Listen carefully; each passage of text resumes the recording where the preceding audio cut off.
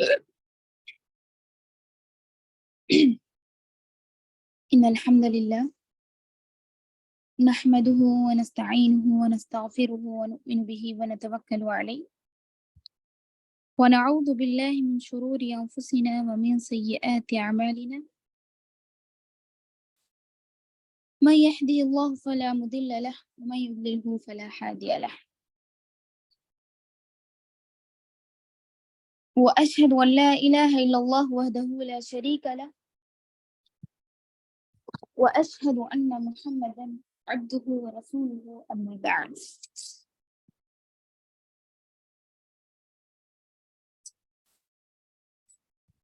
فإن خير الحديث كتاب الله وخير الهدي هدي محمد صلى الله عليه وسلم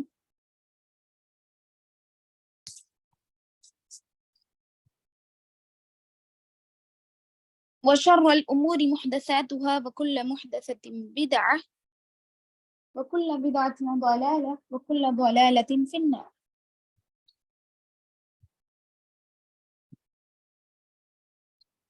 فقال الله تعالى في القرآن المجيد وفي القرآن الحميد فأعوذ بالله من الشيطان الرجيم بسم الله الرحمن الرحيم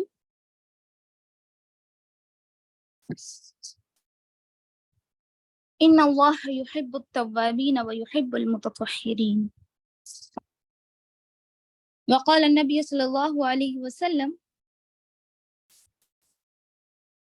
الطهور شطر الإيمان.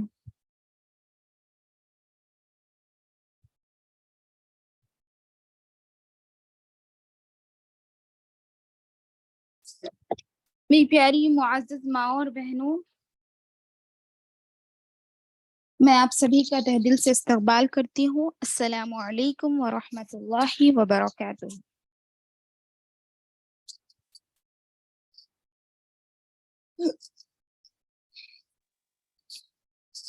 وعلیکم السلام ورحمۃ اللہ وبرکاتہ۔ تمام تعریفیں اللہ وحدہ لا شریک، خالق ارض و سما، رب ذوالجلال، زمین و آسمان کے تنہا مالک، قیامت کے دن تمام انس و جان کو اکٹھا کرنے والے تنہا پروردگار کے لیے لائق و سزاوار ہے۔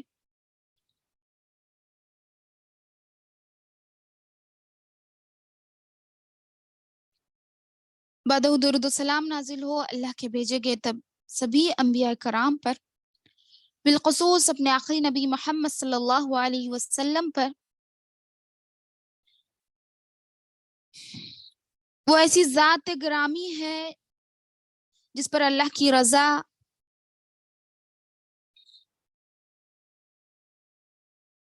لائق ہو چکی ہے اور رحمتوں کا نزول بے شمار ان پر ہو چکا ہے۔ میری بھی درخواست ہے ہم سب بھی ان پر درود و سلام پڑھیں۔ میں پڑھتی ہوں درود، آپ بھی پڑھیے درود۔ اللہم صلی علی محمد وعلی آل محمد کما صلیت علی ابراہیم وعلی آل ابراہیم انک حمید مجید۔ اللہم بارک علی محمد وعلی آل محمد کما بارکت علی ابراہیم وعلی آل ابراہیم انک حمید مجید۔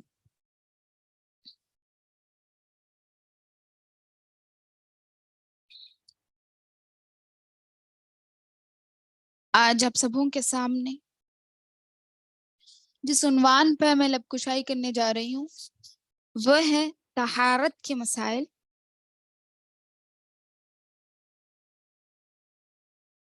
انشاءاللہ اللہ رب العزت سے دعا ہے کہ اللہ تعالی ہم تمام کو حق بات کہنے، مجھے حق بات کہنے اور ہم تمام کو اس پر عمل کرنے کی توفیق عطا فرمائے۔ اللہم ارنا الحق حقا وارزقنا اتباعہ وارنا الباطل باطلا وارزقنا اجتنابہ، آمین یا رب العالمین۔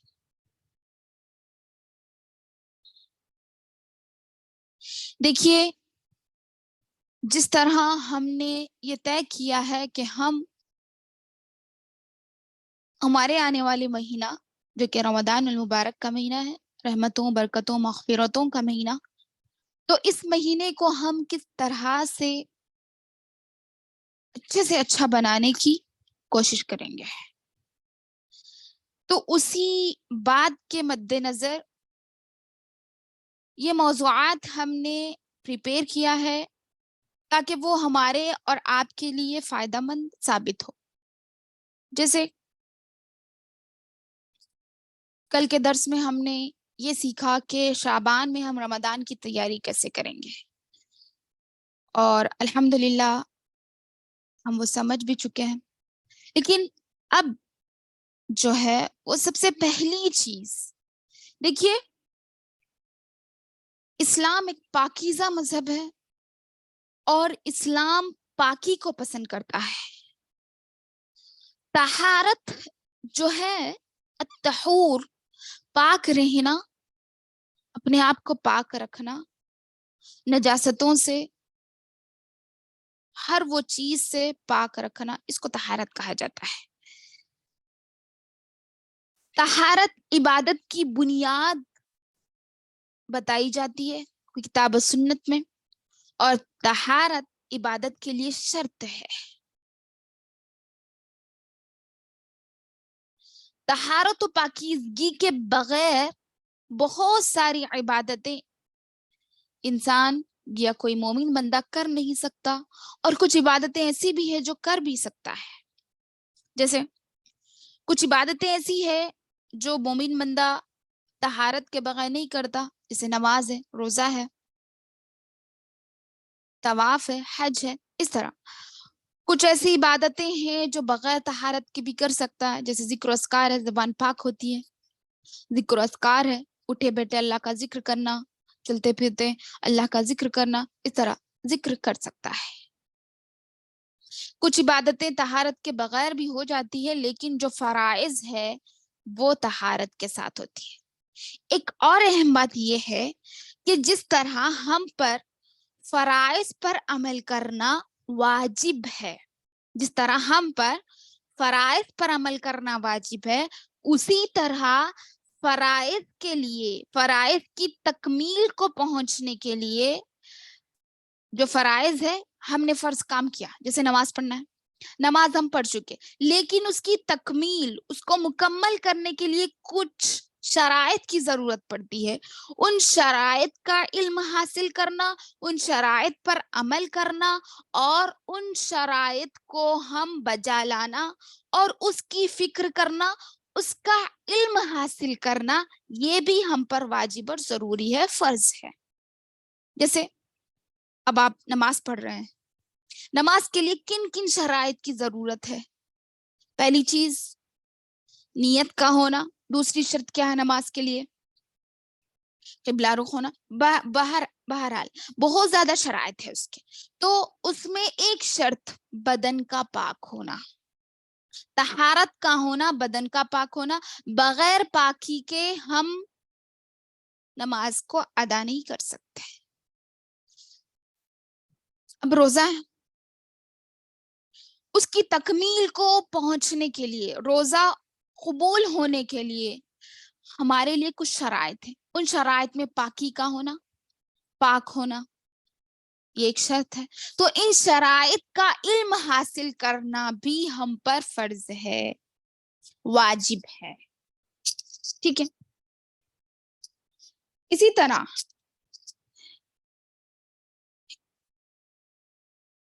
اسلام میں پاکیزہ انسان کا مقام و مرتبہ. چار ایسے ٹاپکس ہیں جو میں آج آپ کے سامنے رکھنے کی کوشش کروں گی. پہلا ہم ٹاپک لے رہے ہیں اسلام میں پاکیزہ انسان کا مقام و مرتبہ. پاکیزہ انسان کا کیا مقام و مرتبہ ہونا چاہیے اسلام میں؟ اللہ تعالیٰ نے اس کا کیا مقام و مرتبہ رکھا؟ دیکھیے، ایک چیز تو میں نے جو خطبہ مسنونہ میں آیت کریمہ تلاوت کی ہے، سورہ بقرہ آیت نمبر 222. کیا فرمایا اللہ تعالیٰ؟ یہ بہت بڑی آیت ہے لیکن اس کا کچھ مصرع میں نے لیا ہے. ان اللہ یحب التوابین ویحب المتطہرین. کیا فرمایا اللہ تعالیٰ؟ فرماتا ہے بے شک اللہ تعالیٰ توبہ کرنے والوں کو اور پاک رہنے والوں کو پسند فرماتا ہے. دیکھیے اس میں دو پہلو ہیں، اس آیت کے دو پہلو یہاں پر ہمیں معلوم ہو رہے ہیں. پہلا پہلو تو اللہ رب العزت نے فرمایا یحب التوابین. اب ہم یہاں پر سوچیں گے کہ توبہ کا اور طہارت کا کیا تعلق ہے؟ طہارت ایک الگ چیز ہے، توبہ ایک الگ چیز ہے. تو دیکھیے یہاں پر ایک اور چیز آتی، جیسے طہارت کے دو قسمیں ہیں. ایک ہوئی بیرونی طہارت جسے ہم حسی طہارت کہیں گے، ظاہری طہارت بھی کہیں گے. تین نام: بیرونی طہارت، ظاہری طہارت، حسی طہارت. اور دوسری قسم ہے باطنی طہارت، معنوی طہارت جسے ہم کہیں گے. ٹھیک ہے، تو یہ دو طہارت کی قسمیں ہیں. ظاہری طہارت تو عام ہے، جیسے ہم اپنے کپڑوں کو پاک رکھیں گے، اپنے جسم کو پاک رکھیں گے، اپنے رہنے کی جگہ کو پاک رکھیں گے، اپنے گھر کو صاف پاک رکھیں گے. اس طرح جو بھی مطلب ظاہری طور پر ہم کو جو نظر آتا ہے اس کی صفائی کو ظاہری یا حسی یا بیرونی جو بھی کہہ لیں آپ، تو وہ طہارت ہے. اور جو دوسری قسم ہے طہارت کی وہ ہے باطنی طہارت، یعنی انسان کا اندر سے انسان کا اندرونی طہارت جسے ہم کہیں گے، بیرونی اندرونی تو اسی سے ہے. تو اندرونی طہارت یعنی دل کی پاکی، اس کو مانوی طہارت بھی کہیں گے. تو جیسے اس میں آتی سب سے پہلی چیز توبہ کرنا، کیونکہ توبہ ایک ایسی چیز ہے جس سے اللہ تعالیٰ کیا کر دیتا ہے، گناہوں کو مٹا دیتا ہے، گناہوں سے انسان کو پاک کر دیتا ہے. ٹھیک ہے، توبہ ہے نفس کی پاکی جس میں گناہ ہے، حسد ہے، کینہ ہے، غرور ہے، یا اور کیا بولتے شرک ہے. ان تمام چیزوں سے اپنے آپ کو پاک رکھنا، کینے سے، حسد سے، غرور سے، تکبر سے، ایسی جت بد اخلاقیوں سے، جاسوسی سے. تمام یہ جو دل کی جو بیماریاں ہیں جو ہم کو یعنی گناہ، بڑے گناہ تک لے جا سکتی ہیں، ان تمام چیزوں سے دل کو پاک رکھنا یہ باطنی یعنی اندرونی طہارت ہے. اور دوسری طہارت ہے ظاہری طہارت جو پاک ہے. تو انسان کو عبادت کے لیے یہ دو چیزوں کی طہارت بھی ضروری ہے، یہ دو چیزوں کو پاک رکھنا بھی ضروری ہے. اس لیے اللہ تعالیٰ نے یہاں پر جو آیت نمبر 222 سورہ بقرہ کی میں نے آپ کے سامنے تلاوت کی، ان اللہ یحب التوابین ویحب المتطہرین، بے شک اللہ تعالیٰ کیا کرتا ہے، توبہ کرنے والوں کو، کیونکہ پہلی شرط ہم اپنے نفس کو پاک کریں، ہم اپنا اندرونی حصے کو پاک کریں، تب جا کے ہم عبادت کریں گے. وہ عبادت کے لیے جو طہارت کی ضرورت پڑ رہی، پھر اس کے بعد اللہ تعالیٰ نے فرمایا وَيُحِبُّ الْمُتَطَّهِّرِينَ، اور اللہ تعالیٰ پاک رہنے والوں کو پسند فرماتا ہے. تو یہ دو طہور ہمارے لیے ضروری ہے. تو لہٰذا اس پاک اور مقدس مہینے میں جانے سے پہلی چیز تو ہم کل پڑھ چکے ہیں کہ ایک ٹپ جو میں نے آپ کے سامنے رکھی تھی توبہ کرنا، تو اسی میں یہ چیز بھی آ جائے گی انشاءاللہ کہ ہم اپنے دل کا صفایا کریں، ہم اپنے دل کو صاف کریں، اس کو پاک کریں. اور اس کے بعد آئے گی ظاہری طہارت، ظاہری پاکی جو ہم آج پڑھیں گے انشاءاللہ. کن چیزوں سے اس کی پاکی ہوتی ہے؟ جیسے ظاہری طہارت میں پاک رہنا آتا، غسل، وضو، اور کن چیزوں سے ہمارے لیے یعنی وضو کرنا ضروری ہے، نجاست کیا ہے، ہم یہ سب جاننے کی آج کوشش کریں گے انشاءاللہ. بسم اللہ.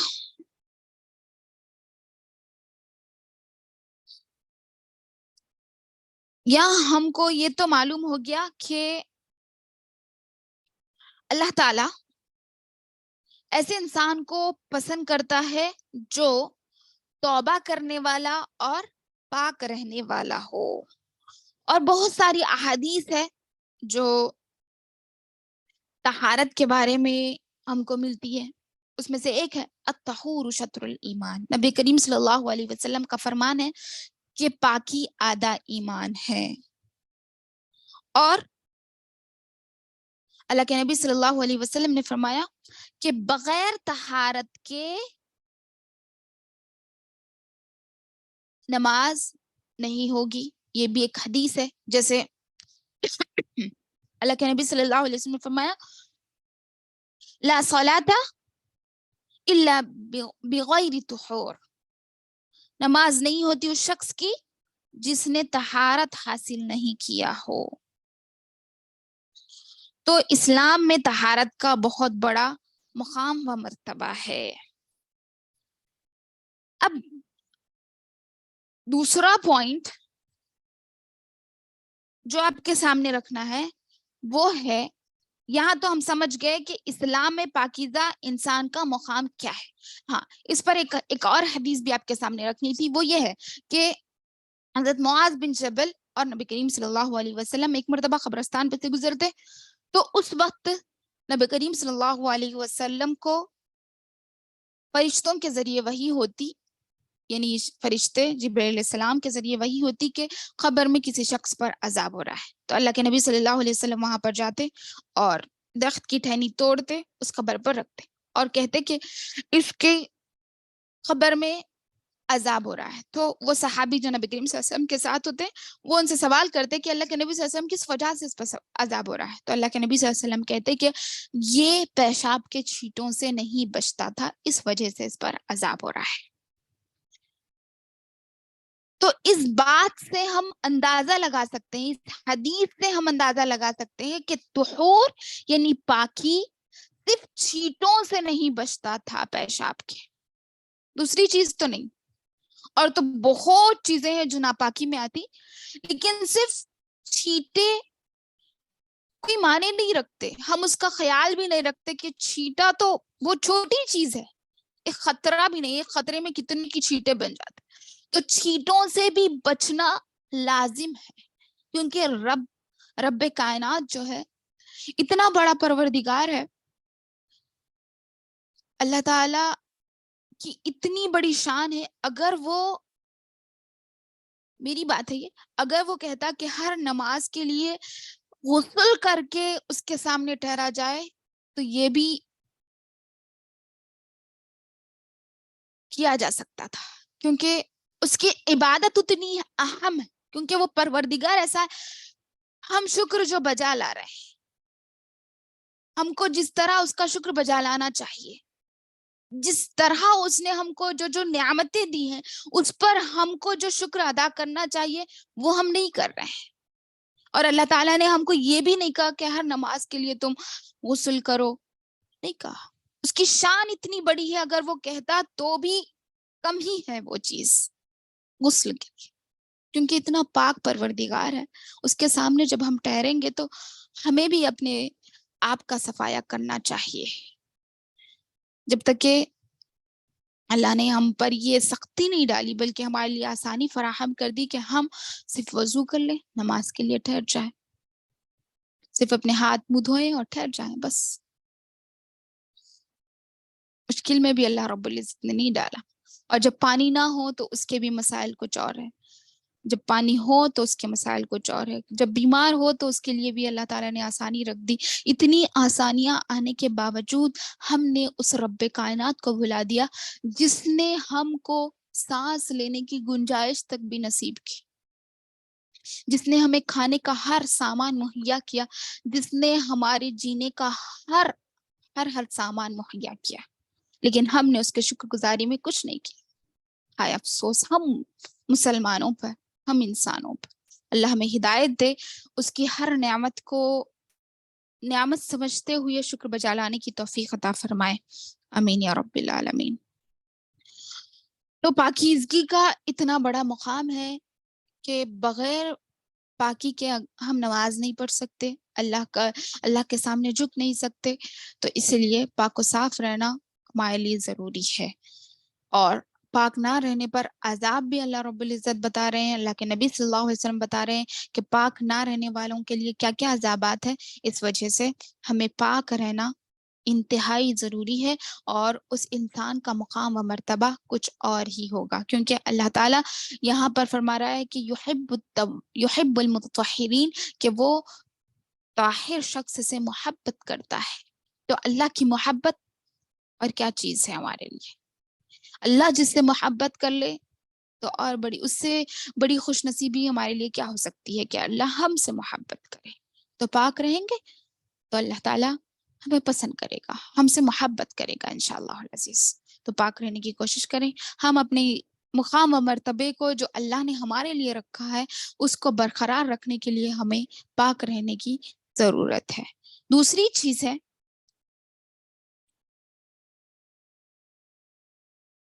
کن چیزوں سے پاکی حاصل کی جا سکتی ہے. پاکی حاصل کرنے کے لیے دو چیزیں ہیں, ایک تو پانی اور دوسرا ہے مٹی. جب انسان نجس ہو جائے, جب ناپاک ہو جائے, نجس ہو جائے, حدث سے ہو جائے, تو پاک ہونے کے لیے دو چیزیں ہیں. کن چیزوں سے پاکی حاصل کی جا سکتی ہے وہ میں آپ کے سامنے رکھ رہی ہوں. دوسرا پوائنٹ یعنی کن چیزوں سے, ایک تو پانی ہے, اس میں دو چیزیں ہیں, ایک تو پانی ہے, دوسرا پاک مٹی. پاک پانی اور پاک مٹی. پانی کی بہت زیادہ قسمیں, جیسے پانی کی پہلی قسم مائع مطلق, جسے مائع مطلق کہا جاتا ہے. یعنی اس کا حکم یہ ہے کہ بذات خود, یعنی وہ اس میں کیا کیا چیزیں ہیں جاتی, برف کا پانی, بارش کا پانی, اولوں کا پانی, اس طرح. سمندر کا پانی ہے, دوسری قسم ہے پاک پانی میں سمندر کا پانی. تیسرا پانی زمزم کا پانی, اور بہتا ہوا پانی, اس طرح. پانی کی بہت زیادہ قسمیں ہیں, اور ہر پانی استعمال کرنا جائز ہے سوائے وہ پانی کے. پانی ناپاک کب ہوتا ہے؟ پانی ہمیشہ پاک ہوتا ہے, لیکن ناپاک کب ہوگا؟ اس کی 3 شرط, یعنی اگر اس کا رنگ بدل جائے اور اس کی بو بدل جائے اور اس کا ذائقہ بدل جائے. پانی ناپاک کب ہوگا؟ جب اس کی بو, اس کا ذائقہ اور اس کا رنگ, یہ تین چیزیں اس میں ملے, یا پھر تینوں میں سے کوئی ایک بھی ہو جائے تو پانی ناپاک ہو جاتا ہے. اس پانی کو ہم وضو کے لیے, غسل کے لیے استعمال نہیں کر سکتے. ٹھیک ہے, ان چیزوں سے طہارت حاصل کی جا سکتی ہے. پاک پانی جیسے بارش کا پانی, بہتا ہوا پانی ہے تو وہ بھی یوز کر سکتے, استعمال کر سکتے ہیں. لیکن جو پانی جس میں کوئی چیز گر جائے, جس کی وجہ سے اس کی بو یا پھر رنگ یا ذائقہ بدل جائے, تو وہ پانی ہم استعمال نہیں کر سکتے. لیکن ایک حدیث میں آتا ہے, اللہ کے نبی صلی اللہ علیہ وسلم فرماتے ہیں کہ اگر پانی 2 خلوں کے برابر ہو, اس میں کوئی چیز گر جائے تو پانی ناپاک نہیں ہوتا. 2 خلے یعنی ایک خلا تقریباً علماء کرام نے اس کا میجرمنٹ کیا تقریباً 250 لیٹر, یعنی تقریباً 500 لیٹر کے اوپر اگر پانی ہے, اس میں کوئی چیز گر جائے تو پانی ناپاک نہیں ہوتا. تو اس پانی میں اگر کچھ گر جائے, اس کا رنگ یا ذائقہ یا بو بدل جائے, تو وہ پانی بدل جائے مینس ایسا کہ اس میں یعنی ہم کو سمجھ نہیں آ رہا, اتنی زیادہ گندگی نہیں دکھ رہی, کچھ چیز ایسے گر جائے تو پانی ناپاک نہیں ہوتا. اب جیسے اگر دیکھیے, بو کا بدل جانا مطلب پوری طریقے سے پانی میں بو ایسی مل جائے کہ ہم کو صرف اس کی بو محسوس ہو رہی ہو, بدبو محسوس ہو رہی ہو, تو اس وقت پانی ناپاک ہو جاتا ہے. اور گندگی بھی اگر اس طرح اس کے اندر آ گئی کہ پانی میں گندگی مل گئی, جیسے اب میں مثال دوں آپ کو, پانی میں گوبر مل گیا, تو اب اس میں اس کا ذائقہ بھی بدل گیا اور اس کا رنگ بھی بدل گیا, اس کی بو بھی بدل گئی, تو یہ پانی ناپاک ہو گیا, کچھ گندگی گر گئی. تو اس طرح کے پانی کو استعمال نہیں کیا جائے گا. جیسے ایک پتا گر گیا تو اس سے پانی ناپاک نہیں ہوتا. ایک کچھ کاڑی گر گئی, اس کی وجہ سے یعنی نہ پانی میں نہ رنگ بدلا, نہ بو بدلی, اور نہ ہی ذائقہ بدلا, اس وجہ سے وہ پانی ناپاک نہیں ہوتا. یہ ہو گئی پانی کے اقسام. اور بہت ساری قسمیں ہیں پانی کی, یعنی وہ پانی جس سے نجاست مل گئی ہو تو وہ بھی ناپاک ہو جاتا ہے, اور بہت سارے پانی کی اقسام ہیں. جھوٹا پانی جسے کہیں گے ہم جھوٹا, آدمی کا جھوٹا پانی, تو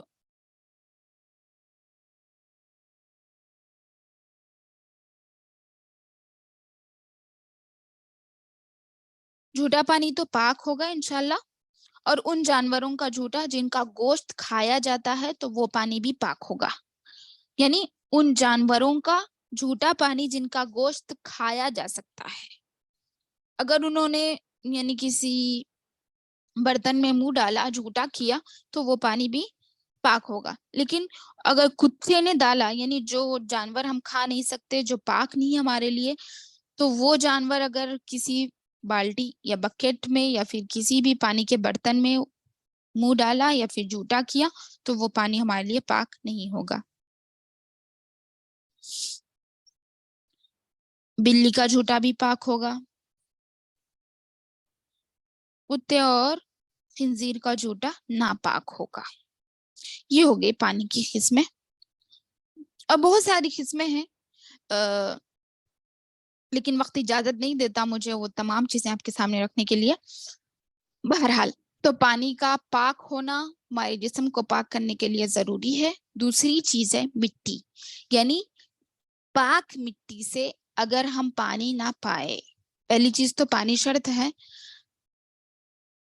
کسی بھی حال میں پانی سے ہی وضو یا غسل کیا جائے. لیکن اگر پانی ہمارے لیے اویلیبل نہیں ہے، پانی نہیں ہے، بہت دور تک پانی نہیں ہے، مٹی کا استعمال کیا جا سکتا ہے. کیونکہ اللہ کے نبی صلی اللہ علیہ وسلم نے کیا فرمایا؟ اللہ تعالیٰ نے آپ صلی اللہ علیہ وسلم کو کچھ انعامات ایسے دیے جو دوسرے انبیاء کو نہیں دیے تھے. اس میں سے ایک ہے پوری زمین کو اللہ تعالیٰ نے نبی کریم صلی اللہ علیہ وسلم کے لیے سجدہ گاہ بنا دیا، اور مٹی کو اللہ نے نبی صلی اللہ علیہ وسلم کے لیے پاک بنا دیا. یعنی نبی صلی اللہ علیہ وسلم اور ان کی امتی ہم سب کے لیے اللہ نے اس چیز کو پاک بنا دیا. تو یہ مٹی جو ہے ہمارے لیے پاک کر دی گئی. تو جب پانی ہم نہ پائے تو اس وقت پاک مٹی سے تیمم کر کے ہم اپنے آپ کی صفائی کر سکتے ہیں، اپنے جسم کی صفائی کر سکتے ہیں، استنجا کر سکتے ہیں، کچھ بھی چیزیں یعنی مٹی سے ہم پاکی حاصل کر سکتے ہیں. تو اللہ تعالیٰ نے ہمارے لیے آسانیاں فراہم کی ہے، تو ہمارے لیے چاہیے کہ ہمیں بھی چاہیے کہ ہم اس کا بھرپور فائدہ اٹھائیں. ہم اگر پانی نہ ملے تو مٹی سے ہم تیمم کر کے اپنے آپ کو پاک کریں انشاءاللہ العزیز.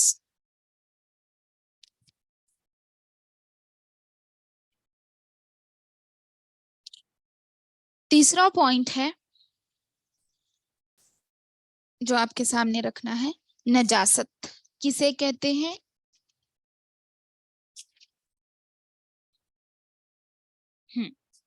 ہاں بس نجاست کسے کہتے ہیں؟ نجس یعنی ناپاکی.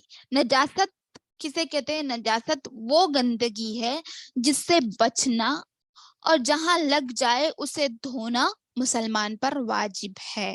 واجب ہے. کیا فرمایا؟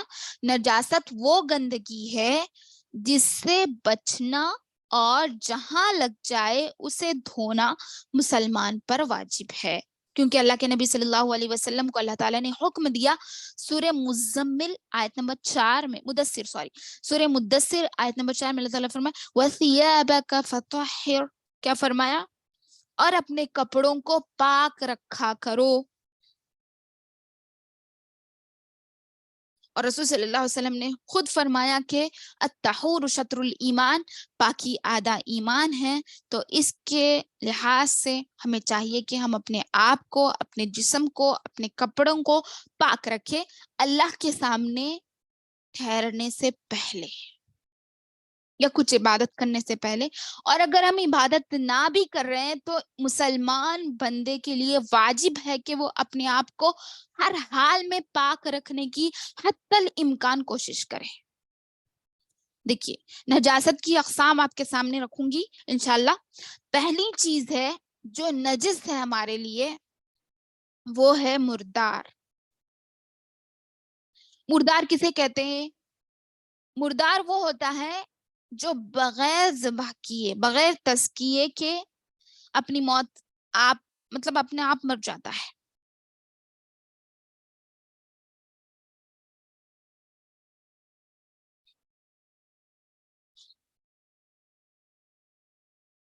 وہ بھی ہمارے لیے نجس ہے.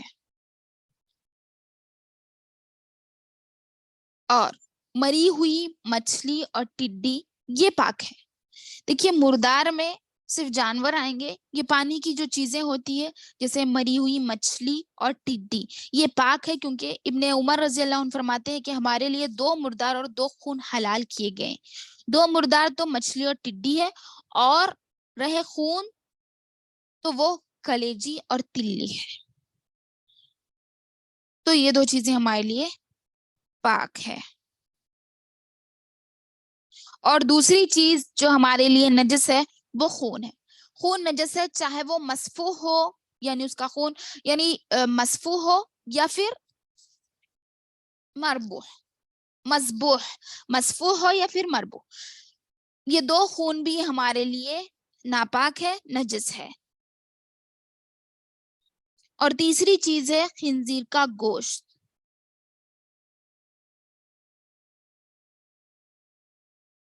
خون میں دیکھیے ایک اور چیز آتی جیسے مطلب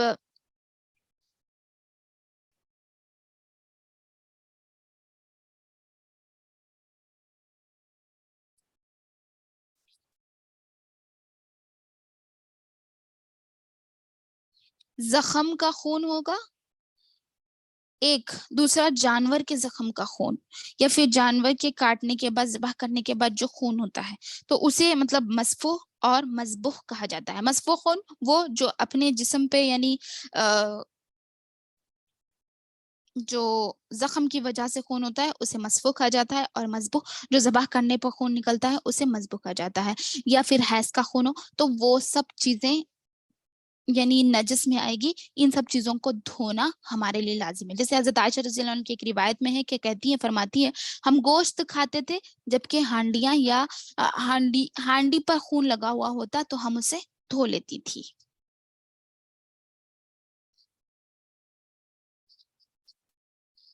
اور دوسری چیز زخم پہ جو خون لگا ہوا ہوتا ہے وہ خون اگر زیادہ مقدار میں ہو تو اسے دھونا ہمارے لیے ضروری ہے. ایک اجازت دی گئی کہ اگر تھوڑا سا خون ہے تو نہ بھی دھوئیں تو کوئی مشکل کی بات نہیں. جیسے حضرت عمر رضی اللہ عنہ نے ایک مرتبہ نماز پڑھائی جبکہ ان کے زخم سے خون بہ رہا تھا, جاری تھا. حافظ ابن حجر رضی اللہ عنہ فرماتے ہیں فتح الباری میں کہ حضرت ابو ہریرہ رضی اللہ عنہ نماز میں ایک خطرہ اور 2 خطرے پر حرج نہیں کہتے, حرج نہیں سمجھتے تھے, لیکن رہا بہت زیادہ خون کا مسئلہ جو زخموں سے بہتا ہے تو وہ پھوڑے پسینوں سے نکلتا ہے تو وہ خون کے لیے دھونا ضروری ہے. تو پیپ ابن تیمیہ رحمہ اللہ علیہ کہتے ہیں کہ خون سے جو پیپ نکلتا ہے, پیپ وغیرہ سے کپڑا دھونا واجب قرار دیا گیا ہے. اس کی نجاست پر ہمیں دھونا چاہیے اپنا کپڑا. تو خون اور پیپ جس کپڑے پر لگا ہو تو اس میں بھی ہماری نماز نہیں ہوتی. تو ہمیں چاہیے اگر تھوڑا سا ہے تو کوئی مسئلہ نہیں, لیکن بہت زیادہ ہے تو ہمیں اسے نجس سمجھ کر اس کپڑے کو صاف کرنا چاہیے. چوتھی چیز ہے خنزیر کا گوشت, جو اللہ تعالیٰ نے قرآن میں بتا دیا کہ تمہارے لیے مردار اور خنزیر کا گوشت حرام ہے, ناپاک ہے, تو وہ نجس ہے. چوتھی چیز آدمی کا خے کرنا یا پھر آدمی کی خے, اس کا پیشاب اور اس کا پخانہ. یہ چوتھی, پانچویں اور چھٹی چیز ہے. چوتھی چیز آدمی کی خے ہے, پانچویں چیز اس کا پیشاب ہے, اور چھٹی چیز اس کا پخانہ ہے. یہ 3 چیزیں بھی نجس ہے. یعنی ان 3 اشیاء پر بھی نجاست کا اتفاق ہے. تمام علماء نے اس پر اتفاق کیا ہے کہ یہ نجس ہے, تو اس میں کوئی بھی اختلاف نہیں ہے. تو ان 3 چیزوں پر ہمیں دھونا چاہیے. اگر خے ہو جائے تو کپڑے کو پاک کرنا, اپنے بدن کو پاک کرنا, پھر نماز پڑھنا. پھر پیشاب کے چھینٹے بھی اگر ہو جائے تو وہ تو نجاست ہی ہے, اور پخانہ جب کریں تو اس کو بھی دھونا چاہیے. اگر کپڑے پہ لگ جائے یا پھر بدن پر لگ جائے تو ان 2 چیزوں کو بھی دھونا لازم و ملزوم ہے. جیسے ابھی ایک مسئلہ وہ ہے کہ چھوٹے بچے کا پیشاب یا پخانہ, جیسے اس بچے کا پیشاب جو کھانا خوراک ابھی شروع نہیں کیا، وہ کھانا پینا شروع نہ کرنے والا بچہ اگر پیشاب کر دے تو اس پر چھینٹے مارنا جائز ہے. جیسے ام قیس رضی اللہ عنہا فرماتی ہے کہ وہ نبی کریم صلی اللہ علیہ وسلم کے پاس اپنا بیٹا لے کر گئی تھی جو کھانے پینے کی عمر کا نہ تھا، وہ کھاتا پیتا نہیں تھا. تو اس بچے نے نبی کریم صلی اللہ علیہ وسلم کی گود میں پیشاب کر دیا تو رسول صلی اللہ علیہ وسلم نے صرف پانی منگوایا اور اپنے کپڑوں پہ چھینٹے مار لیے اور اسے نہ دھویا، تو وہ نجس نہیں ہے. اور چیٹے مارنا بھی کافی ہے. اور حضرت علی رضی اللہ عنہ فرماتے ہیں اسی تعلق سے کہ رسول صلی اللہ علیہ وسلم نے فرمایا بچے کے پیشاب پر چھینٹے مارے جائیں اور بچی کے پیشاب کو دھویا جائے. ٹھیک ہے. اور قتادہ رضی اللہ عنہ فرماتے ہیں کہ یہ تب ہے جب کہ وہ دونوں بھی کھانا نہ کھاتے ہو، اس وقت یہ عمل کیا جائے گا. اگر وہ دونوں کھاتے پیتے ہو یعنی کھانا پینا شروع کر دیے ہو تو دونوں کا پیشاب بھی دھویا جائے گا.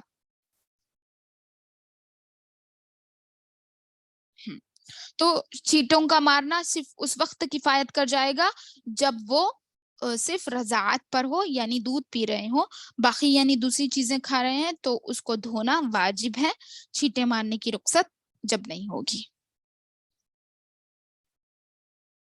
تیسری جو نجاست ہے وہ ہے ودی، جسے دھونا ہمارے لیے لازم ہے. وہ ہے یہ سفید گاڑھا پانی ہوتا ہے جو پیشاب کے بعد نکلتا ہے یا بلا اختلاف کبھی بھی، جیسے عورتوں میں یہ چیز زیادہ ہوتی ہے جسے ودی کہا جاتا ہے، white blood cells, white discharge جسے کہتے ہیں. تو اگر یہ بھی ہو رہا ہے تو اسے بھی دھونا چاہیے اور اس پر وضو ہوگا، غسل نہیں ہوگا. جیسے حضرت عائشہ رضی اللہ عنہ فرماتی رہی ودی تو یہ پیشاب کے بعد ہوتی ہے، آدمی اپنے ذکر یعنی پیشاب اور پیخانے کے راستے کو دھوئے گا اور وضو کرے گا، جس کے بعد غسل واجب نہیں ہوگا. اور حضرت ابن عباس رضی اللہ عنہ سے مروی ہے کہ منی، ودی اور مزی سے جو منی ہے اس میں غسل لازم ہے. رہی مزی اور ودی تو ان دونوں میں اچھی طرح پاکیزگی لازم ہے اور اس میں صرف وضو ہے، غسل نہیں ہوگا. یعنی ودی یہ بھی ناپاک چیز ہے، نجس ہی ہے، لیکن اس میں صرف وضو ہوگا، غسل لازم نہیں ہوگا. مزی بھی وہی ہے، یہ بھی سفید ایک لیسدار پانی ہوتا ہے جو جماع کی سوچ یا بیوی سے کھیلتے وقت اس طرح نکلتا ہے. تو اس پر کبھی کبھی انسان کو عام طور پہ نکلتا ہے اور کبھی اس کا علم بھی نہیں ہوتا، تو اس وقت یہ دونوں سے نکلتا ہے، مرد یا عورت دونوں سے بھی نکلتا ہے یہ پانی. تو اس پر علماء کا اتفاق ہے کہ یہ نجس ہے. اگر یہ بدن کو لگ جائے تو اس کو دھونا واجب ہے اور اگر کپڑے کو لگ جائے تو اس میں کپڑوں پر چھینٹے مار لینا کافی ہوگا. کپڑے کو دھونا نہیں بلکہ چھینٹے مارے جائیں گے. مزی سے دھونا واجب نہیں ہے لیکن جسم کو دھونا واجب ہے اور اس کے بعد پھر غسل واجب نہیں ہے بلکہ صرف وضو ہے، وضو کر کے پھر نماز پڑھ لیں گے انشاءاللہ. بس. اور منی کا تو بعض علماء کا قول ہے کہ اس کی نجاست ہے لیکن اس کا پاک ہونا بھی ظاہر ہے، کیونکہ منی نجاست تو ہے لیکن اس کا پاک ہونا بھی ظاہر ہے. لیکن اگر یہ تر ہو تو اس کا دھونا اور خشک ہو تو اس کو رگڑنا مستحب ہے. حضرت عائشہ رضی اللہ عنہ فرماتی ہے کہ میں رسول صلی اللہ علیہ وسلم کے کپڑوں سے منی کو کھریچ کر نکالتی تھی اگر وہ خشک ہو تو، اور اگر تر ہوتی تو اسے میں دھوتی تھی. تو دونوں بھی مستحب ہے، یعنی خشک ہو تو رگڑ کر نکالنا مستحب ہے اور اگر وہ گیلی ہو تو اسے تر ہو تو اسے دھونا مستحب ہے. تو دونوں بھی یعنی منی نجس ہے لیکن اس کے بعد غسل کرنا مرد اور عورت پر واجب ہے. حضرت ابن عباس رضی اللہ عنہ سے روایت ہے، فرماتے ہیں کہ نبی کریم صلی اللہ علیہ وسلم سے پوچھا گیا کہ منی کپڑوں کو لگ جائے تو آپ صلی اللہ علیہ وسلم نے فرمایا یہ تو صرف ایک خخار اور تھوک کے درجے میں ہے. آپ صلی اللہ علیہ وسلم نے کیا فرمایا؟ صرف ایک تھوک کے درجے میں ہے تمہارے لیے یہی کافی ہے کہ تم اسے کسی کپڑے یا گھاس سے صاف کر لو. ایسا بھی جائز ہے. منی اگر کسی کپڑے کو لگ جائے تو یہاں تو اس حدیث سے تو ہمیں یہ بھی مطلب دلیل ملتی ہے کہ اس کا بھی استدلال نکلتا ہے کہ ہم صرف اسے صاف کر لیں گے, دھوئیں گے بھی نہیں تو چلے گا. ہاں, جس جانور کا 10ویں چیز منی کے بعد منی 9ویں چیز ہے جو نجس ہے, پھر اس کے بعد 10ویں چیز جس جانور کا گوشت نہ کھایا جائے اس کا پیشاب اور گوبر دونوں بھی نجس ہے. کیونکہ حضرت ابن مسعود رضی اللہ عنہ فرماتے ہیں کہ نبی کریم صلی اللہ علیہ وسلم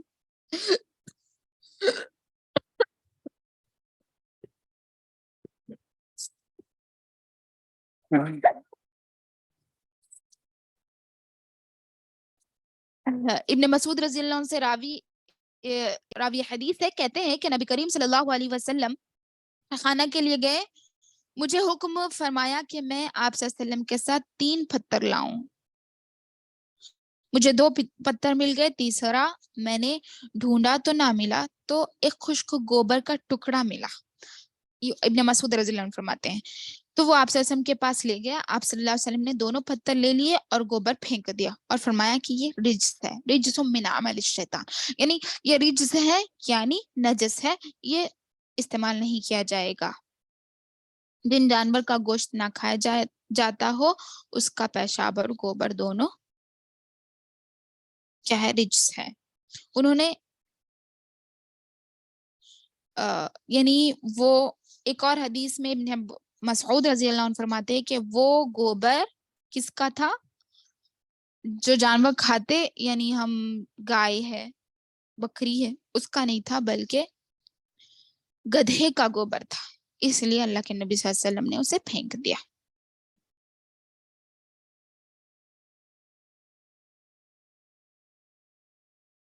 یہ تمام چیزیں نجاست ہے. اور 11ویں نجاست جو ہے جو میں نے آپ کے لیے نوٹ کی وہ ہے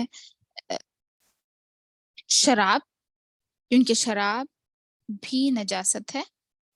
یہ جمہور علماء کے نزدیک نجس ہے کیونکہ اللہ تعالیٰ کا فرمان ہے کہ انما الخمر والمیسر والانساب والازلام, یہ پورے کیا ہے, رجس من عمل الشیطان ہے. یعنی سوائے اس کے نہیں کہ شراب اور جوا اور بوت اور بانسے ناپاک شیطانی کام ہے. ناپاک جو اللہ تعالیٰ رجس من عمل الشیطان جو اللہ تعالیٰ نے فرمایا وہ ہے کہ فرماتے ہیں یہ تمام چیزیں نجس ہے اور ناپاک ہے.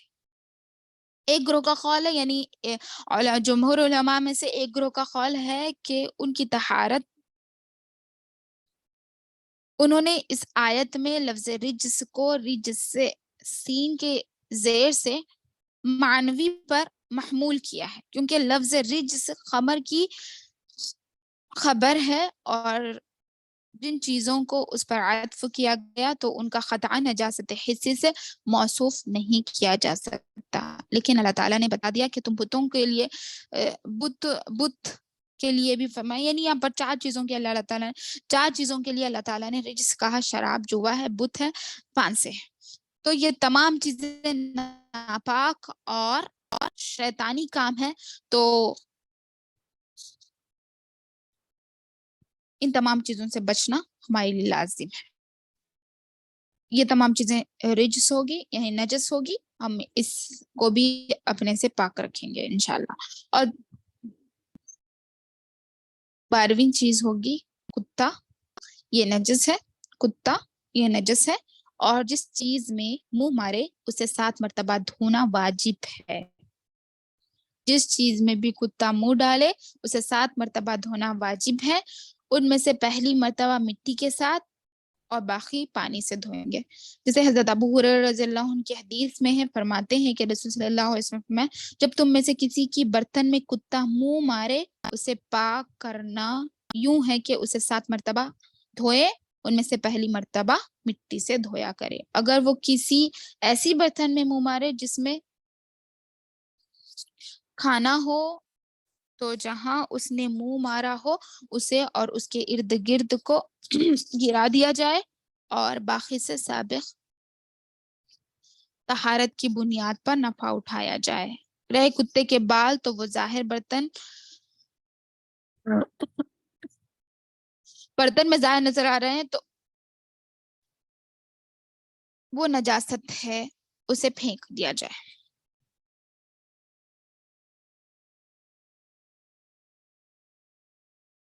یعنی کتے کی نجاست ہے تو کتا کسی میں منہ ڈالے تو اسے پھینک دیں گے. لیکن ایسا بڑا برتن ہے جس میں خالی ایک ایسی جگہ کتے نے منہ ڈالا, دوسری جگہ نہیں ڈالا, تو اتنا حصہ اور اس کے ارد گرد کا حصہ پھینک دیں گے, باقی حصہ ہم استعمال کر سکتے ہیں. اللہ کے نبی صلی اللہ علیہ وسلم کی حدیث سے یہ ہمیں علم ملتا ہے. دوسری چیز ہے بدن اور کپڑے کو پاک کرنا. کپڑے اور بدن کو اگر نجاست لگ جائے, وہ اگر خون کی طرح نظر آ رہی ہو, تو دونوں کو پانی سے دھونا واجب ہے حتیٰ کہ وہ زائل ہو جائے. اگر دھونے کے بعد ایسا نشان باقی رہ جائے جس کا ختم ہونا مشکل ہو تو وہ معاف ہے. ٹھیک ہے. اور اگر وہ نجاست نظر نہ آئے جیسے پیشاب ہے تو اس کو دھونا ہی کافی ہے, اور اس کو دھونا کافی ہے انشاءاللہ, اس میں مطلب پاک ہو جائے گا. جیسے حضرت عاصمہ بنت ابوبکر رضی اللہ عنہ فرماتی ہے کہ ایک عورت نبی کریم صلی اللہ علیہ وسلم کے پاس آئی, کہا ہم میں سے کسی کے کپڑے کو حیض کا خون لگ جائے تو کیا وہ اس میں نماز پڑھ سکتی ہے؟ تو اللہ کے نبی صلی اللہ علیہ وسلم نے فرمایا وہ اس کو کھروچے, پھر پانی کے ساتھ ملے, یعنی مل کے دھوئے, پھر اسے اچھی طرح لگڑ کے دھوئے, پھر اس کے بعد اس میں نماز پڑھ لے. اگر عورت کے کپڑے کے دامن کو نجاست لگ جائے تو زمین اسے پاک کر دے گی, کیونکہ روایت میں ہے کہ ایک عورت نے حضرت ام سلیم رضی اللہ عنہ سے کہا کہ میں اپنے دامن کو لمبا رکھتی ہوں اور میں گندگی کی جگہ میں چلتی ہوں, جو آپ صلی اللہ علیہ وسلم نے اس سے فرمایا کہ جو اس کے بعد جگہ ہے وہ اسے پاک کر دے گی. یعنی اگر برقع لمبا رکھتی ہے عورت اور گندگی پہ سے چلتی ہے تو برقعے کی جو دامن ہے آخری حصہ وہ ناپاک ہو جاتا ہے. پھر آگے جو پاک حصے میں جب وہ چلتی ہے مٹی اسے پاک کر دیتی ہے. تو اللہ کے نبی صلی اللہ علیہ وسلم نے فرمایا تو وہ اس کے لیے پاک ہو جائے گا, نجس نہیں ہوگا.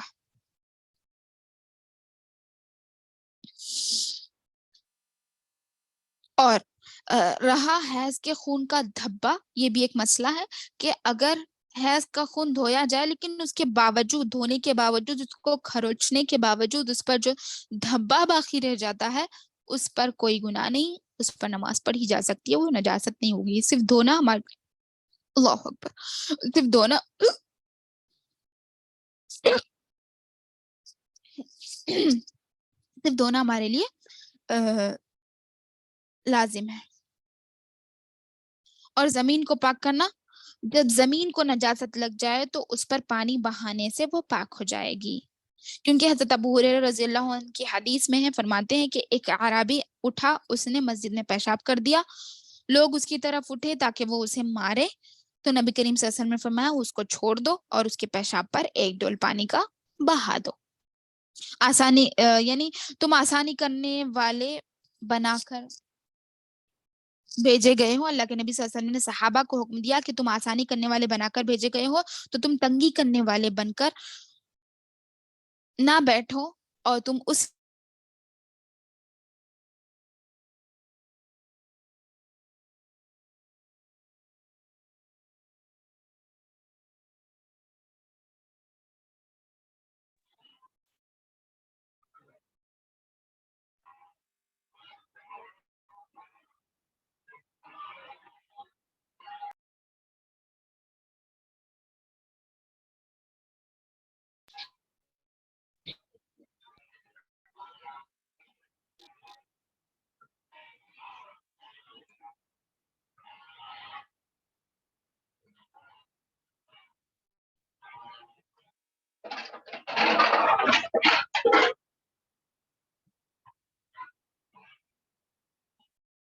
نجس تھی اور ان نجاستوں سے ہمیں پاک رکھنا ہے، ہم کو اپنے آپ کو اور اپنے جسم کو، اپنے کپڑوں کو، ان تمام چیزوں سے پاک رکھنا ہمارے لیے لازم ہے، اور ہماری عبادت کے لیے یہ تمام چیزوں کو پاک رکھنا ضروری ہے۔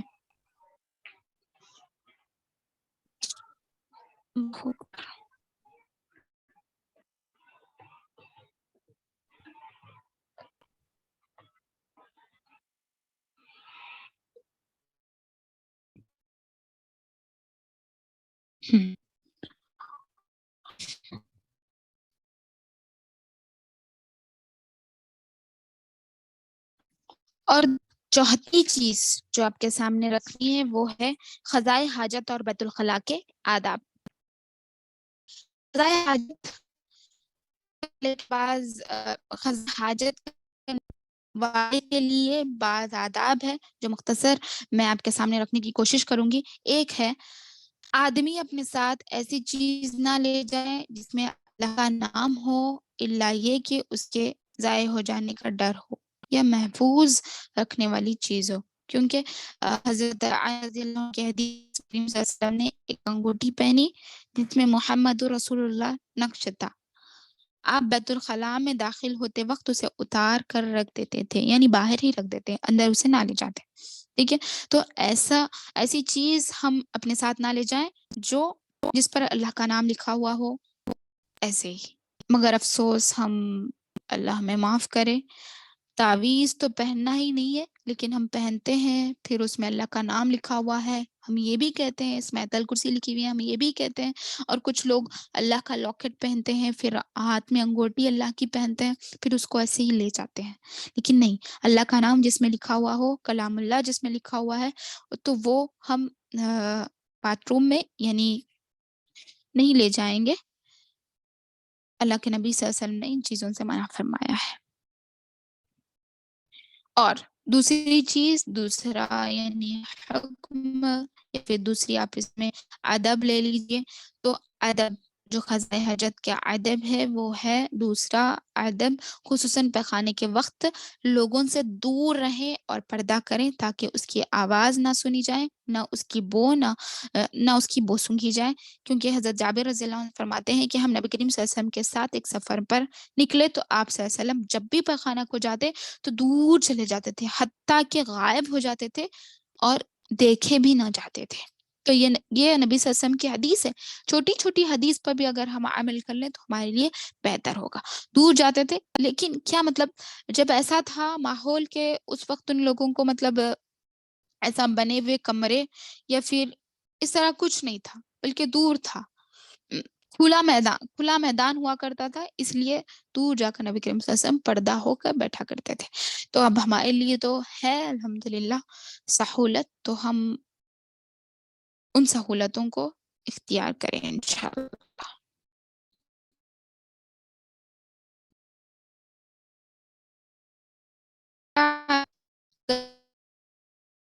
کھلی جگہ ہو، بڑے بلند یہ دعا پڑھنا چاہیے، یہ دعا پڑھنا چاہیے۔ اگر مطلب باتھ روم ہے اس میں جانے سے پہلے پڑھیں گے،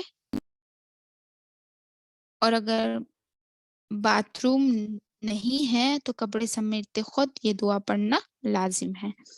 چوتھی چیز، آدمی اپنے آپ کو مطلقاً کلام سے روک دے، یعنی زبان سے اگر کسی کی عادت ہے سبحان اللہ الحمدللہ کہنے کی، تو اس وقت جب قضائے حاجت کو جائے تو اس وقت کلام سے رک جائے، وہ ذکر ہو یا پھر کچھ اور ہو تو ان تمام چیزوں سے رک جائے، لہٰذا وہ کسی کے سلام کا جواب بھی نہ دے، نہ مؤذن کا جواب دے، ہاں صرف وہ بات کرے تو وہ بہت ضروری ہے، مثلاً کوئی نابینا ہو، وہ اگر گر رہا ہو تو اس وقت ایسے مطلب ایسے مومنٹ میں بات کرے، ورنہ بات کرنے سے اللہ کے نبی صلی اللہ علیہ وسلم نے منع فرمایا ہے قضاء حاجت کے وقت، کیونکہ حضرت ابن عمر رضی اللہ عنہ کی حدیث ہے کہ ایک شخص نبی کریم صلی اللہ علیہ وسلم کے پاس سے گزرا، جب آپ پیشاب کر رہے تھے، اس نے یعنی اس شخص نے نبی کریم صلی اللہ علیہ وسلم کو سلام کہا تو آپ صلی اللہ علیہ وسلم نے اس کا جواب نہ دیا، تو جواب بھی نہیں دینا ہے۔ اور 5واں ادب ہے آدمی قبلہ رخ ہوگا، پیشاب نہ قبلہ رخ ہوئے نہ قبلے کو پیٹ کیے۔ آدمی جب قضائے حاجت کے لیے بیٹھے تو نہ اس کا منہ قبلے کی طرف ہو نہ اس کی پیٹھ ہو، تو یہ چیزوں کا بھی خیال رکھنا چاہیے۔ اور چھٹی چیز، آدمی نرم اور پست جگہ ڈھونڈے تاکہ وہاں نجاست لگ جانے سے محفوظ رہے، یعنی خود اس کو اب اس کے جسم کو نجاست نہ لگے ایسی جگہ دیکھ کر بیٹھے، کیونکہ مطلب ابھی تو ہمارے لیے نہیں ہے یہ چیز، کیونکہ الحمدللہ ہمارے لیے سب سہولات ہیں، لیکن اس وقت سہولتیں نہیں تھی، تو اس وقت کی بات ہے کہ نرم اور پست جگہ دیکھ کر ڈھونڈ کر بیٹھے، تاکہ پست اس لیے کہ کچھ چیز کریں تو وہ فوراً چلی جائے، نرم ہو تو وہ اسے چونس لے اس لیے۔ اور 7ویں چیز، آدمی سوراخوں سے بچے، کیونکہ سوراخوں میں کوئی موذی جانور یعنی زہریلے جانور ہوا کرتے ہیں، کیونکہ وہ اسے تکلیف نہ دے، کیونکہ حضرت قتادہ رضی اللہ عنہ کی ایک حدیث میں کہتے ہیں کہ وہ عبداللہ بن سجس سے بیان فرماتے ہیں کہ نبی کریم صلی اللہ علیہ وسلم نے سوراخوں میں پیشاب کرنے سے منع فرمایا ہے، کیونکہ وہ ایک تو جنوں کی بھی رہائش کی جگہ ہوتی ہے، دوسرا اس میں کوئی زہریلے جانور بھی ہو سکتے ہیں۔ یہ 2 شرائط کی وجہ سے نبی صلی اللہ علیہ وسلم نے سوراخوں میں پیشاب کرنے سے منع فرمایا ہے۔ 8ویں چیز، آدمی لوگوں کے سائیدار جگہ اور ان کے گفتگو کرنے کی جگہ سے بچیں، سائیدار درخت کے نیچے پیشاب یا پخانہ نہ کریں، کیونکہ اس سے لوگوں کو تکلیف ہوتی ہے۔ تو حضرت ابو ہریرہ رضی اللہ عنہ سے روایت ہے، کہتے ہیں نبی کریم صلی اللہ علیہ وسلم نے اس کے بارے میں سخت وعید فی، تم 2 لعنت کرنے والی چیزوں سے بچو۔ ایک، لوگوں نے کہا اے اللہ کے نبی صلی اللہ علیہ وسلم 2 لعنت کرنے والی چیزیں کیا ہے؟ فرمایا وہ یہ کہ جو لوگوں کے راستے میں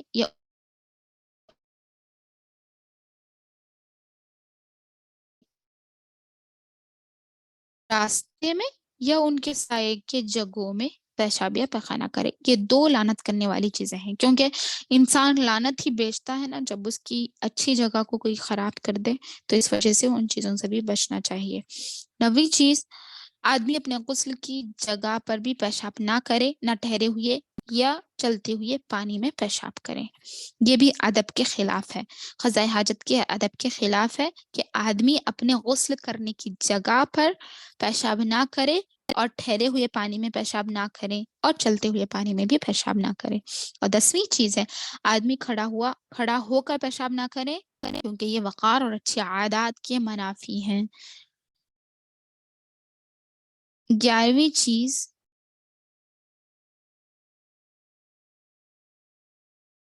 سبیلین یعنی دونوں راستوں پر جو بھی نجاست ہو اسے زائل کرنا واجب ہے، وہ پتھر سے یا اس کے مفہوم کی کوئی بھی جامد طاہر چیز ہو جو نجاست کو ختم کرنے والی ہو، بشرط یہ کہ اس کی حرمت نہ ہو یا نجاست کو صرف پانی سے زائل کرے، ایک تو پانی سے اسے صاف کرے یا پھر کوئی ایسی سوکھی چیز یعنی جو نجاست سے پاک ہو، گوبر نہ ہو بلکہ پتھر اور ڈھیلوں سے اسے صاف کیا جاتا ہے، اینٹ سے اسے صاف کیا جاتا ہے۔ ہاں، اور ایک ادب 12واں یہ ہے کہ وہ اپنے دائیں ہاتھ سے استنجا نہ کرے، استنجا بائیں ہاتھ سے کرے تاکہ اسے گندگی لگنے سے بچا جا سکے، تو یہ بھی ایک ادب ہے۔ اور 11، آدمی استنجا کے بعد اپنے ہاتھ کو زمین پر مطلب لگڑ کر دھوئیں، مٹی سے یا صابن سے، یہ بھی ایک ادب ہے۔ دیکھیے اگر یہ چھوٹی چھوٹی چیزیں بھی، بہت چھوٹی چیزیں جو ہم کرتے ہی ہیں، لیکن اگر ہم اس کو سنت سمجھ کر کریں اور پاکی سمجھ کر کرے، رب العزت کے لیے کر رہی ہوں اس طرح سوچ کر کرے، کیونکہ اللہ تعالیٰ نے کیا فرمایا، یحب المطہرین، کہ وہ توبہ پاک رہنے والوں کو پسند فرماتا ہے. تو ہم یہ ہمارے ذہن و دماغ میں رکھتے ہوئے اگر تمام چیزوں کو کریں گے، کیونکہ انما الاعمال بالنیات، ہر عمل کا دار و مدار نیت پر ہے. تو اگر ہم اپنے لیے نہیں، لوگوں کے لیے نہیں، نیت ہم یہ نہ رکھیں کہ ہم لوگوں کے لیے کر رہے یا پھر اپنی صفائی کے لیے کر رہے ہیں، یا پھر کوئی ہم کو دیکھ کر کہے گا کہ اتنی گندی کر، یہ ہماری نیت یہ ہونی چاہیے کہ ہم رب العزت کے لیے کہہ رہے ہیں، کیونکہ اللہ تعالیٰ نے فرمایا یحب المتطہرین، طاہر لوگوں سے اللہ تعالیٰ محبت کرتا ہے. تو اگر ہم یہ سوچ کر یہ سمجھ کر کریں گے تو ہمارے لیے کیا ہی خوب ہوگا. چھوٹی چھوٹی باتیں، بہت چھوٹی باتیں، اس لیے ہمیں چاہیے کہ ہم اس کو مطلب کتنی سنت بھی انشاءاللہ ہو سکتا ہے ہماری اللہ کے لیے پسندیدہ بن جائے، ہم طاہروں میں سے ہمارا شمار ہو جائے انشاءاللہ العزیز. تو یہ چھوٹی چھوٹی سنتیں ہیں جو میں نے ابھی کہی کہ ہاتھ کا دھونا، بائیں ہاتھ کو دھونا، زمین پر رگڑ کر دھونا، صابن یا مٹی سے دھونا، اس طرح. اور سنت میں کیا ہے، جب نبی کریم صلی اللہ علیہ وسلم بیت الخلاء کو جاتے تو کیا کرتے تھے، اپنے بائیں پیر سے جاتے. یہ سنت بھی ہم اللہ کے نبی صلی اللہ علیہ وسلم کی سنت پر عمل کر رہے ہیں. اس طرح سوچ کر گئے، بائیں پیر سے جاتے اور بائیں پاؤں پر وزن ڈالتے، سیدھے پاؤں پہ وزن نہ ڈالتے. اور 14ویں جو سنت یا پھر جسے کہہ لے ادب، وہ کیا فرمایا، جب آدمی پیشاب کرے وہ اپنی شرمگاہ اور شلوار پر پانی کے چھینٹے مارتا رہے تاکہ اس کے دل سے وسوسے دور ہو جائے. جب وہ اپنی شرمگاہ پہ پانی مارتا ہے تو اس کے دل سے وسوسے دور ہو جاتے ہیں، اس لیے زیادہ سے زیادہ پانی مارنا چاہیے. لہٰذا جب وہ کوئی طریق پائے گا کہے گا کہ یہ چھینٹے مارنے کا نتیجہ ہے. اور جب کوئی بیت الخلاء میں داخل ہو تو وہ اپنا بائیں پاؤں سے داخل ہو، دائیں پاؤں سے داخل نہ ہو. اور ایک اور حدیث میں آتا ہے کہ اللہ کے نبی صلی اللہ علیہ وسلم کیا فرماتے ہیں، جب وہ بیت الخلاء سے باہر نکلتے تو یہ دعا یا الفاظ اپنے زبان سے نکالتے، یہ دعا پڑھتے، غفرانک، صرف اتنی سی دعا ہے، اللہ مجھے بخش دے. تو یہ دعا بھی ہمیں پڑھنا چاہیے. اتنے سے آداب تھے بیت الخلاء کے، رفع حاجت اور بیت الخلاء کے یہ آداب تھے. لہٰذا یہیں پر میں اپنی بات کو ختم کرتی ہوں، اور میں یہ کہنا چاہتی ہوں کہ اللہ تعالیٰ ہم تمام کو ان چھوٹی چھوٹی سنتوں پر عمل کرنے کی توفیق عطا فرمائیں، اور آنے والے رمضان کے مہینے سے پہلے ہم کو ان تمام چیزوں میں بھرپور اپنے آپ کو پاک بنانے والا بنائے، پاک کر دے، اپنے آپ کو پاکی اختیار کرنے والا بنائے. اور اللہ تعالیٰ ہم تمام کے گناہوں کو معاف کر دے، ان چھوٹی چھوٹی سنتوں کو عمل کر کے ہمیں جنت الفردوس میں جانے کی ہمیں توفیق عطا فرمائے، اور نبی کریم صلی اللہ علیہ وسلم کا متبع بنا دے. آمین یا رب العالمین. یا رب العالمین ربنا تقبل منا انک انت السمیع العلیم وتب علینا انک انت التواب الرحیم. سبحان ربک رب العزة عما یصفون وسلام علی المرسلین والحمد للہ رب العالمین. کسی کا کچھ ڈاؤٹ ہے، کوئی سوال ہے تو کر سکتے ہیں انشاءاللہ. میری آواز آ رہی تھی جب سے؟ ہیلو. الحمدللہ. اچھا ٹھیک ہے. کچھ سوال ہے کوئی تو کر سکتے ہیں. 5 منٹ انشاءاللہ آپ کے لیے ہوں گے. کوئی سوال کر سکتے ہیں کرنا چاہیں. چیٹ باکس دیکھیے. اچھا ٹھیک ہے.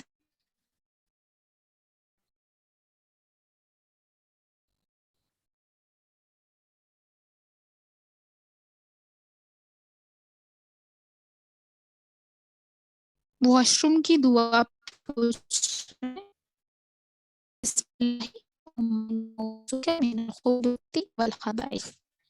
بسم اللہ اللہم انی اعوذ بک من الخبث والخبائث. ٹھیک ہے.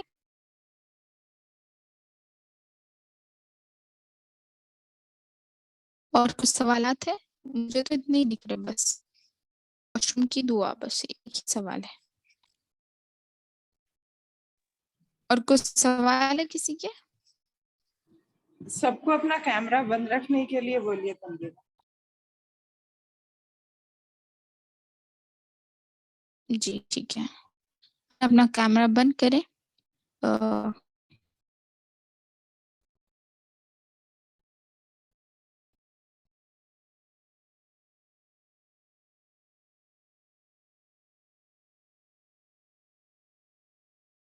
جب سوال ہے تو کریں، انشاءاللہ ہم کلاس ختم کریں گے.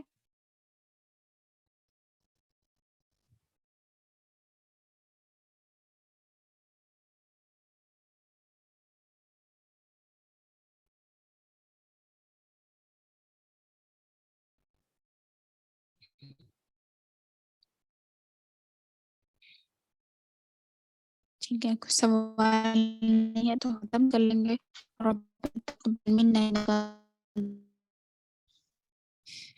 سبحانك اللهم وبحمدك وأشهد أن لا إله إلا أنت أستغفرك وأتوب إليك. السلام عليكم ورحمة الله وبركاته.